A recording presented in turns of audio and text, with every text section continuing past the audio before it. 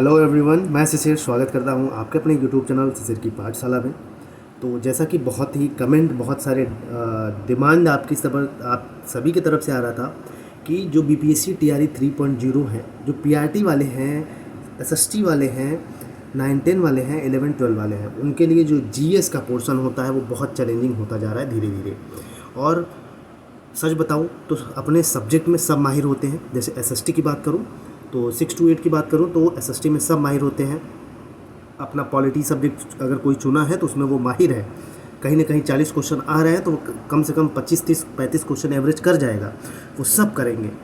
But फंस जाते हैं सब कहाँ पे? जीएस में। ठीक, जनरल साइंस वाला जो सेक्शन होता है, जनरल अवेयरनेस कह लीजिए, सभी एग्ज़ाम के लिए बहुत इंपॉर्टेंट वाला सेक्शन है। तो जनरल अवेयरनेस का जो बीपीएससी टीआरई 3.0, चाहे आप दमन दीव पीआरटी की प्रिपरेशन कर रहे हैं, चाहे चंडीगढ़ जेपीटी की प्रिपरेशन कर रहे हैं, चाहे किसी भी टीचिंग एग्जाम्स की प्रिपरेशन कर रहे हैं, तो जीएस सब में आना ही आना है। और अगर जीएस आना है तो हमें पढ़ना है, अगर हमें पढ़ना है तो अच्छे से प्रिपरेशन करनी है। तो आप सभी के डिमांड पे मुझे लगा कि हाँ, अब जीएस की भी क्लासेस स्टार्ट करनी चाहिए धीरे धीरे। तो चलिए स्टार्ट करते हैं। बीपीएससी टीआरई 3.0, किसी भी टीचिंग एग्ज़ाम वाले हैं, 4.0 वाले हैं, सब अब अच्छे से क्लास को देखिएगा।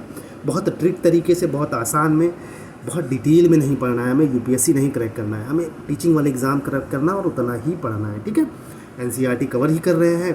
एनसीईआरटी कल मैंने क्लास 6 की पूरी एनसीईआरटी ख़त्म कर दी। आज मैं एनसीईआरटी क्लास 7 की स्टार्ट कर दूंगा, पॉलिटी की। तो ऐसे पॉलिटी भी पढ़ेंगे और पॉलिटी का जीएस भी पढ़ेंगे। ठीक है, तो चलिए स्टार्ट करते हैं। पहले पॉलिटी आपके दिमाग में आ रहा होगा, पॉलिटी जिसको हम हिंदी में कहते हैं संविधान। तो संविधान जो शब्द है, अगर शब्द की बात करें, जो संविधान है तो ये लैटिन भाषा का शब्द है। किसका? लैटिन भाषा का शब्द है, जिसको हम कॉन्स्टिट्यूट बोलते हैं। क्या? कॉन्स्टिट्यूट। ठीक है, कॉन्स्टिट्यूट, इसको हम कॉन्स्टिट्यूट बोलते हैं, जिसका मतलब होता है, अगर हिंदी में बात करें तो शासन करने वाला सिद्धांत। ठीक है, तो जो संविधान वर्ड है वो लैटिन भाषा का शब्द है, कॉन्स्टिट्यूट। मैंने बताया क्या, एक बार मैं लिख देता हूं आपको। कॉन्स्टिट्यूट लैटिन भाषा का शब्द है, जिसका मतलब होता है शासन करने वाला सिद्धांत। ठीक है, अब यहां तक समझ में आ गया। एकदम सिंपल वे में चीज़ों को पढ़ेंगे। अब संविधान के कहते किसको है, क्यों आवश्यकता पड़ी, नीड क्यों पड़ी संविधान की? तो भाई देखिए, इतना बड़ा देश है हमारा भारत।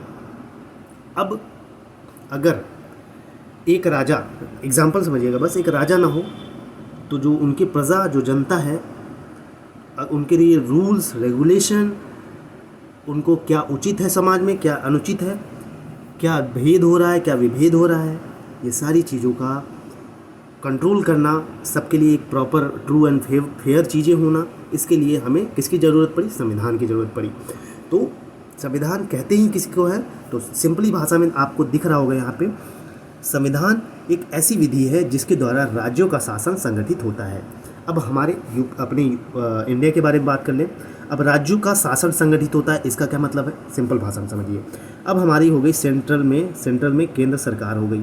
अब भाई ये हो गया सेंट्रल में, अगर हम जाएंगे तो पूरा मिलाएंगे तो इंडिया बोलेंगे। अब इंडिया किससे मिलके बना है? स्टेट, राज्यों से मिलके बना है। तो हुआ ना राज्यों का संगठन। तो राज्यों के शासन से, ठीक है, जो पे ऐसे रूल्स, ऐसे रेगुलेशन जिसके आधार पर हम शासन चला सके राज्यों के अंतर्गत, ओवरऑल कह लीजिए तो पूरे इंडिया में। तो इसीलिए संविधान की हमें ज़रूरत पड़ी। तो अगर सिंपल भाषा में कहें संविधान किसे कहते हैं, तो संविधान वे प्रावधान जिनके आधार पर शासन चलाया जाता है, वे रूल्स, वे रेगुलेशंस, वे प्रिंसिपल्स, जिस संविधान हमारा रूल्स, रेगुलेशन और प्रिंसिपल का एक समूह है, ठीक, जिससे हमारे देश में शासन चलता है। सिंपल सी भाषा में आपको समझ में आ गया होगा। ठीक, अब आगे चलते हैं।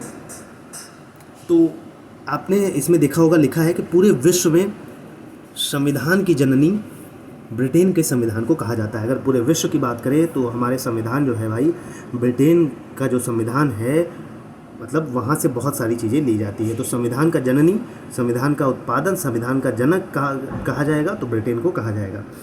आगे की लाइन में देखें तो भारत का संविधान पूरे विश्व का सबसे बड़ा और लिखित संविधान है। तो भारत का जो संविधान है हमारे, वो पूरे विश्व का सबसे बड़ा है और सबसे बड़ा लिखित संविधान है। ठीक है, यहाँ तक समझ में आ गया। अब सिंपल भाषा में व्यवहारिक चीज़ें समझाता हूँ थोड़ा सा। तो हमें चीज़ों को कवर करते चलना है अच्छे से। ठीक है, सिंपल वे में चीज़ों को कवर करते हुए चलना है। अब आगे है संविधान के प्रकार। ठीक है, संविधान का भाई बिल्कुल संविधान बना है तो संविधान के प्रकार भी तो होंगे। तो इसमें आपको दिख रहा होगा दो ही प्रकार लिखा है, लिखित संविधान और अलिखित संविधान। ठीक है, लेकिन मैं कुछ और बताता हूँ आपको ताकि आपका कोई क्वेश्चन छूटे ना, चीज़ों को हम अच्छे से कवर करें। तो देखिए, लिखित संविधान, जो संविधान का पहला प्रकार है लिखित संविधान। लिखित संविधान किसको कहते हैं? तो अधिकांशतः हिस्सा लिखा या लिखित होता है। ठीक है, दस्तावेज, मतलब अगर कोई चीज़ रिटन फॉर्म में है तो उसको हम लिखित संविधान बोलेंगे। जैसे यूएसए का संविधान लिखित संविधान है। ठीक, यह हो गया। अब अलिखित संविधान, दूसरा अलिखित संविधान है। अलिखित संविधान किसको कहते हैं? तो अधिकांश हिस्सा अलिखित होता है। ठीक है, जो संविधान का अधिकांशतः हिस्सा होता है, मतलब आधा से ज़्यादा वाला पार्ट होता है, वो अलिखित होता है। ठीक है, वहाँ पे राजनीतिक परंपराओं से चलता है देश, मतलब जो एंशियंट टाइम से जो परंपराएं हैं, जो कल्चर है, उससे देश चलता है। अब जैसे ब्रिटेन, ठीक, ब्रिटेन का जो संविधान है मोस्टली वहाँ की चीज़ें अलिखित है। ठीक है, तो अलिखित संविधान ब्रिटेन का है। अब कुछ संविधान होते हैं निर्मित संविधान किसको कहते हैं? तो एक निश्चित समय सीमा में कोई संविधान प्रिपेयर किया गया है तो उसको हम बोलते हैं निर्मित संविधान। जैसे हमारे भारत का जो संविधान है ये निर्मित संविधान है भाई, संविधान सभा के द्वारा हमारे संविधान को बनाया गया है, तो इसलिए इसको कहेंगे निर्मित संविधान। ये समझ में आ गया। अब आइए विकसित संविधान क्या होता है इसको बताते हैं। तो विकसित संविधान क्या होता है? ऐतिहासिक विकास क्रम में राजनीतिक परंपरा द्वारा संविधान की उत्पत्ति। वही धीरे धीरे भाई हमारी परंपराएं, हमारा कल्चर उसी पे चलता आया, उसी को हम फॉलो करते आए, तो इसी धीरे धीरे उसका विकास हुआ, हम लोग संशोधन करते गए, तो इसी से हुआ विकसित संविधान। तो विकसित संविधान कहाँ का है? ब्रिटेन का है। ठीक, यहाँ तक समझ में आ गया आपको? आई होप सो आपको सारी चीज़ें समझ में आ रही होंगी। बहुत सिंपल तरीके से समझाते हुए चल रहा हूँ। एक कॉपी पेन लेके बैठ जाइए, इन चीज़ों को नोट करते चलिएगा, आपका कुछ भी नहीं छूटेगा। ठीक है, आप किसी भी एग्जाम को जीएस वाला सेक्शन आपका कवर हो जाएगा। अब कठोर संविधान किसको कहते हैं? भाई वर्ड तो सुना होगा ना, कठोर संविधान किसको कहते हैं? तो जिस संविधान में आसानी से संशोधन न हो उसको हम क्या कहते हैं? उसको कठोर संविधान कहते हैं। तो ऐसा संविधान, फिर से समझिए अच्छे से, ऐसा संविधान जिसमें आसानी से क्या ना हो सके? आसानी से संशोधन ना हो सके। ठीक है, संशोधन ना हो सके उसको हम क्या कहते हैं? कठोर संविधान कहते हैं। अब भाई लचीला संविधान आता है, नेक्स्ट आता है लचीला संविधान। ये भी सुना होगा कि लचीला संविधान, लचीला संविधान। अरे होता क्या है, मैं आपको यही समझाना, छोटी छोटी चीज़ें आपको क्लियर करते चलूँगा। तो लचीला संविधान, जिसको नम्य संविधान भी बोलते हैं सॉरी, जिस संविधान में आसानी से परिवर्तन हो सके उसको हम कहते हैं लचीला संविधान। जैसे हमारे भारत का संविधान लचीला है, कठोर तो है ही लेकिन लचीला भी है। हम इसमें समय समय पे हमें ज़रूरतें पड़ती हैं तो हम संविधान में संशोधन करते रहते हैं, अमेंडमेंट्स करते जाते हैं। ठीक है, यहाँ तक समझ में आ गया। अब आगे चलते हैं। अब संविधान की कुछ टर्मिनोलॉजी है, इसको अभी से समझते चलिए, जो आगे यूज होगा। एकदम बच्चों की तरह पढ़ाऊंगा चीज़ें, बस आसानी से समझते चलिएगा। ठीक है, और ट्रिक के वे में मैं चीज़ों याद भी कराता चलूँगा।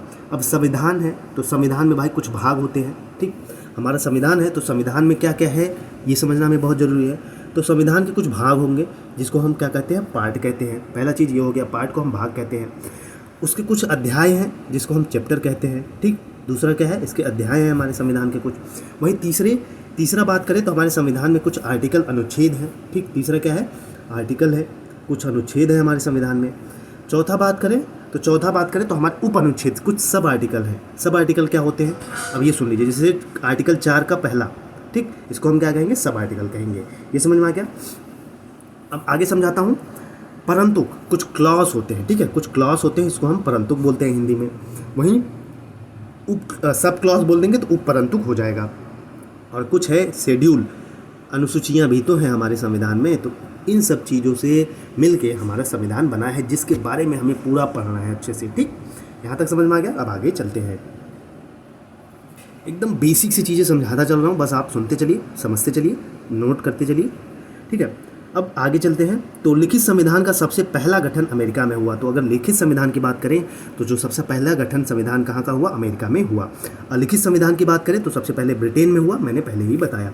अब भारत का संविधान कैसा है? अगर आपके दिमाग में ये भी आ रहा होगा कि भाई हमारे भारत का संविधान कैसा है, हर जगह की संविधान तो बात कर लेते हैं, लेकिन हमारे भारत का जो संविधान है कठोर और लचीलेपन का सम्मिश्रण है, मतलब कॉम्बिनेशन है।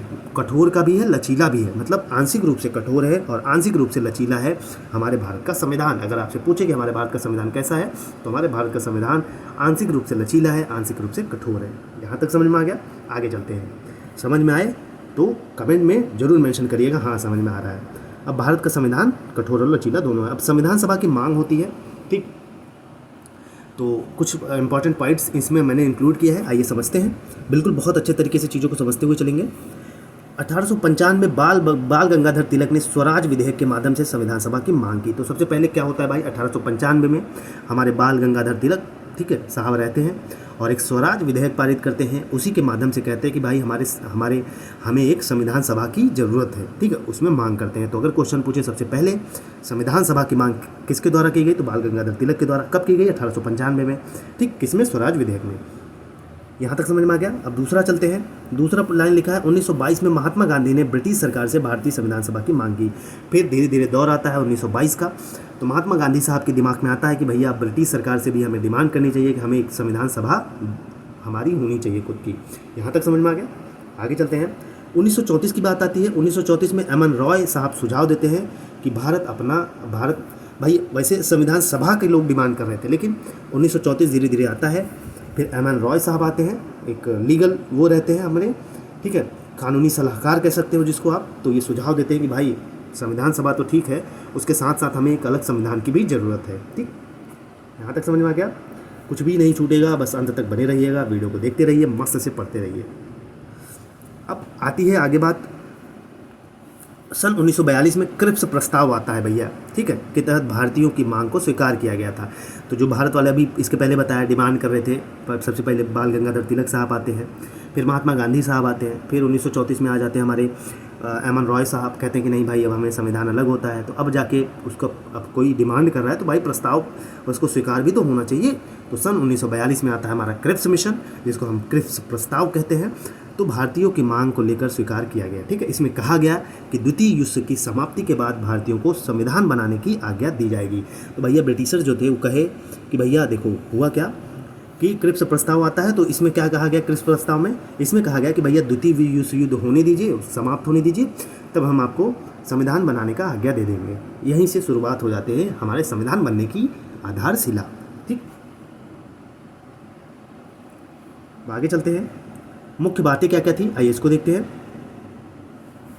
इसमें तो संविधान बनाने के लिए संविधान सभा का गठन किया जाएगा और इस संविधान सभा में देशी रियासत और प्रांत के सदस्य शामिल होंगे।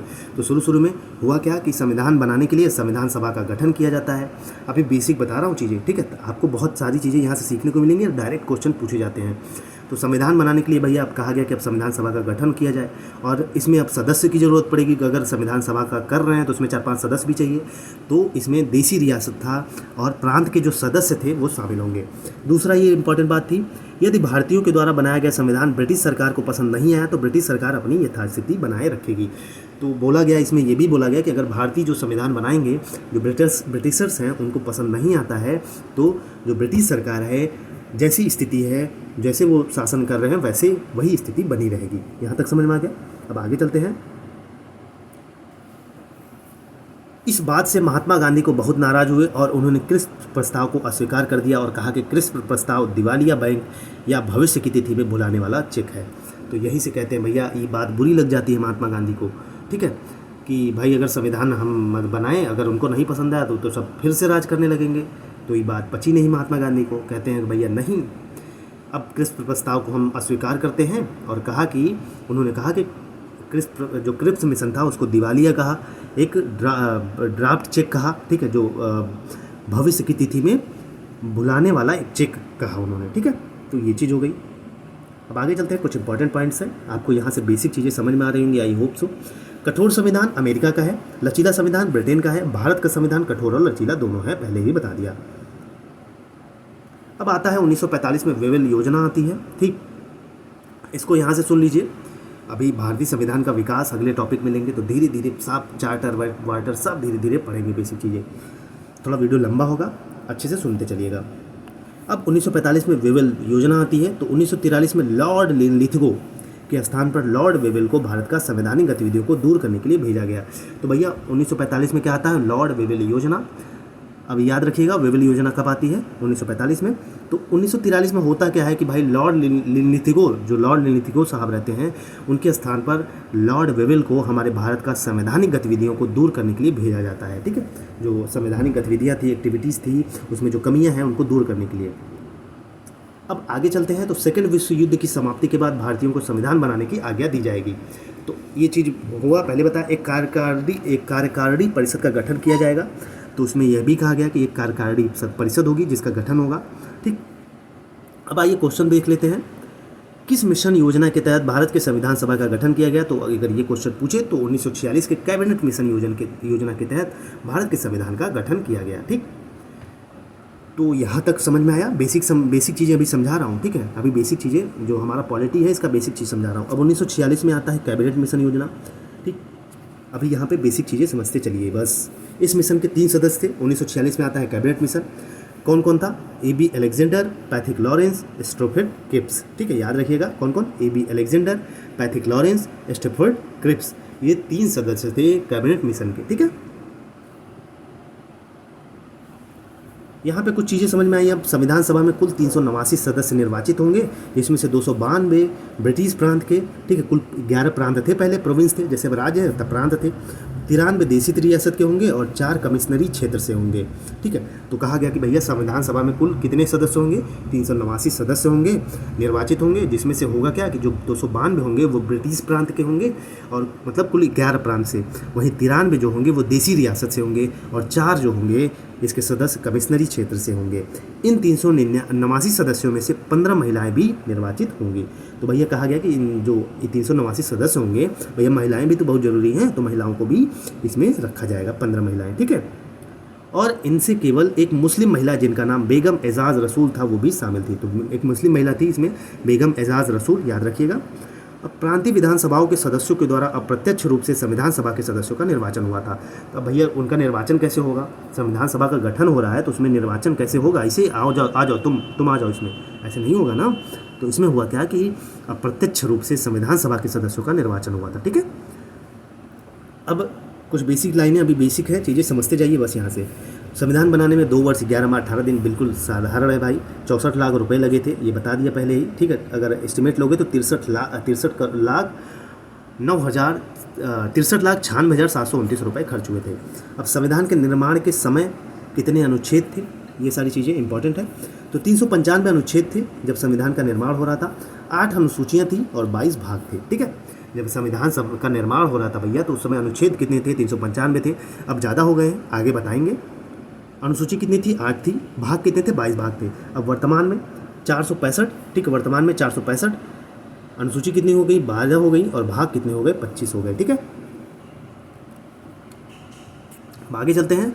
तो संविधान के प्रावधानों पर विचार विमर्श करने हेतु प्रारूप समिति का गठन किया गया। भैया ड्राफ्टिंग कमेटी आती है धीरे धीरे। ठीक, अभी यही समझिए। तो जो संविधान के प्रारूप होंगे भैया, प्रावधान जो होंगे, उस पर विचार विमर्श करने के लिए किस समिति का गठन किया गया? प्रारूप समिति का गठन होता है। इसमें कितने सदस्य थे? प्रारूप समिति जो ड्राफ्टिंग कमेटी थी इसमें टोटल 7 सदस्य थे, और इसका गठन कब हुआ? तो 19 अगस्त 1947 को किया गया था। BPSC TRE 3.0 में क्वेश्चन पूछा गया है, प्रारूप समिति का गठन कब किया गया?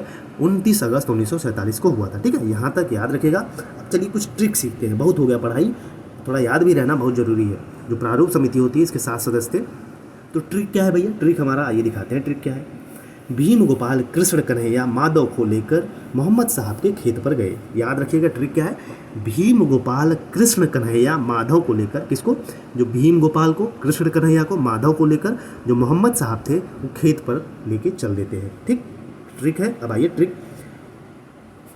पहला ट्रिक है भीम मतलब भीमराव अम्बेडकर। तो प्रारूप समिति के जो अध्यक्ष थे कौन थे? भीमराव अम्बेडकर। गोपाल, भीम गोपाल, गोपाल से गोपाल स्वामी अयंगर। कृष्ण मतलब अल्लादी कृष्ण स्वामी अय्यर। कन्हैया मतलब कन्हैया लाल माणिक लाल मुंशी, ठीक है, जिसको हम KL मुंशी बोलते हैं। माधव मतलब M माधवराव, अब इनकी जगह पे BL मित्र आ गए थे मौत की वजह से। मोहम्मद सादुल्ला, ये हो गए। खेत का मतलब DP खेतान, इसके जगह पे T कृष्णाचारी आ जाते हैं। यहाँ तक समझ में आ गया? प्रारूप समिति के 7 अध्यक्ष याद रख लीजिएगा। ट्रिक क्या है ये भी याद रख लीजिए। भीम गोपाल कृष्ण कन्हैया माधव को लेकर मोहम्मद साहब के खेत पर गए। ठीक, अब कुछ इंपॉर्टेंट फैक्ट्स है, अभी बेसिक चीज़ें कवर करा रहा हूँ, बस सुनते चलिए अच्छे से, ठीक है। ऐसा आपने पढ़ा होगा लेकिन समझ में आना चाहिए, ठीक है। इंपॉर्टेंट ये है, पहला संविधान सभा की बैठक कब हुई? 9 दिसंबर 1946 को हमारे संविधान सभा को संविधान सभा हमारे गठित पहली जो बैठक होती है भैया, हमारे संविधान सभा की पहली बैठक कब होती है? 9 दिसंबर 1946 को हमारे संविधान सभा की पहली बैठक होती है। तो इसके भाई अस्थायी अध्यक्ष कौन थे? सच्चिदानंद सिन्हा। ये क्वेश्चन पूछा है बीपीएससी टीआरई 3.0 अभी जो कैंसिल हुआ है उसमें। तो पहली संविधान सभा की जो बैठक थी 9 दिसंबर 1946 को होती है। इसके अस्थायी अध्यक्ष कौन रहते हैं? सच्चिदानंद सिन्हा। अब आगे चलते हैं, इंपॉर्टेंट है 11 दिसंबर 1946 को दूसरी संविधान सभा की बैठक होती है। 9 दिसंबर 1946 को पहली बैठक, उसके अस्थायी अध्यक्ष कौन रहते हैं? सच्चिदानंद सिन्हा। अब दूसरा ठीक 2 दिन बाद 11 दिसंबर 1946 को क्या होता है? दूसरी बैठक होती है। अब भैया इसके अस्थायी कहाँ होती है? दिल्ली में भी होती है, ठीक है, दिल्ली में होती है। और इसके अस्थायी अध्यक्ष हमारे रहते हैं भैया डॉक्टर राजेंद्र प्रसाद। याद रखिएगा, इंपॉर्टेंट फैक्ट है, बीपीएससी टीआरई में पूछा जा सकता है, किसी भी जीएस एग्जाम में पूछा जा सकता है, ठीक। इसके उपाध्यक्ष थे भैया जो दूसरी बैठक होती है तो एच.सी. मुखर्जी और टी कृष्णाचारी इसके उपाध्यक्ष थे, ठीक है, ये भी बता दे रहा हूँ आपको। अब बी.एन. राव साहब आते हैं भैया, बी.एन. राव साहब, श्री बी.एन. राव को संविधान सभा का प्रथम संवैधानिक सलाहकार बनाया जाता है। तो जो भैया बी.एन. राव साहब थे हमारे, इनको हमारे संविधान सभा का प्रथम संवैधानिक जो कानूनी सलाहकार, संवैधानिक सलाहकार अगर पूछे तो कौन थे? श्री बी.एन. राव। ये भी पूछा जा सकता है, ठीक। अब नेक्स्ट है, संविधान के प्रारूपों, प्रावधानों, नियमों, कानूनों पर 114 दिन की बहस करवाई गई तथा कुल 11 अधिवेशन कराए गए थे। तो जो भाई प्रावधान थे, रूल्स थे, रेगुलेशंस थे, जो कानून बनाए जा रहे थे, जो प्रारूप थे उनके, तो इस पर टोटल कितनी दिन की बहस होती है? टोटल 114 दिन की बहस होती है, ठीक। उन 11 अधिवेशनों में संविधान सभा की कुल 166 बैठकें करवाई गई थी। तो भैया संविधान सभा की जो 11 अधिवेशन हुए थे, किसको लेके? कानून को, प्रावधान को, रूल को, रेगुलेशंस को, ठीक है, क्या चीज़ें सही हैं, क्या गलत हैं। 11 अधिवेशन हुए थे, तो इन 11 अधिवेशन को कुल मिलाकर 166 बैठक हुई थी। यहाँ तक समझ में आ गया? आगे चलते हैं। 284 सदस्यों ने प्रारूप पर हस्ताक्षर करके अपनी सहमति प्रदान की थी। इसमें 8 महिला सदस्य भी शामिल थे जिन्होंने प्रारूप पर हस्ताक्षर किए थे। तो हुआ क्या कि 284 सदस्य हुए थे जो भाई प्रारूप पर हस्ताक्षर करके अपनी सहमति प्रदान करते हैं कि भैया ठीक है, ये ड्राफ्टिंग कमेटी ठीक है, और इसमें 8 महिलाएं भी थी और जिन्होंने प्रारूप पर हस्ताक्षर किया था, ठीक है। पूरे संविधान को अपने हाथों से श्री प्रेम बिहारी रायजादा ने लिखा। ये क्वेश्चन पूछा गया है प्रीवियस ईयर किसी एग्जाम में, इसीलिए मैंने लिख दिया। तो पूरे संविधान की बात करें तो अपने हाथों से किसने लिखा था? तो प्रेम बिहारी रायजादा ने लिखा था, ठीक है। अब 26 नवंबर 1949 को भारत की जनता ने संविधान सभा को अंगीकृत या स्वीकार किया।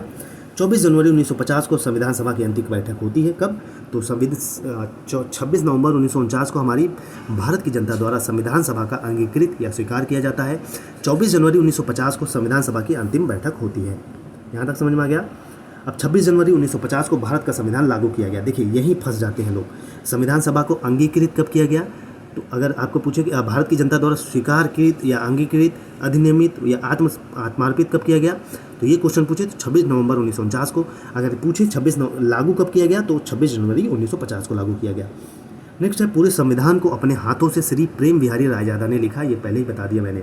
26 नवंबर को संविधान दिवस मनाया जाता है, आपको भी पता है, और 26 जनवरी को गणतंत्र दिवस मनाया जाता है, ठीक है। अब कुछ राष्ट्रीय प्रतीक हैं, ये भी सुन लीजिए।